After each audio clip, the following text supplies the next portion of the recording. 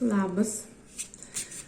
Šiandien lapkričio 24 dienos kortą darysiu pasitikrinamąją, pasižiūrėti, kokia diena jau buvo.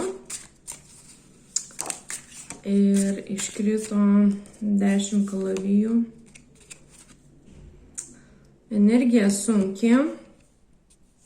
Kažkas labai smarkiai nedavė ramybės, nežinau, gal rytoj pirmadienis, daugam darbo diena turbūt, gal tiesiog nenorit anksti keltis rytoj į darbą. Gal taip kažkokios problemos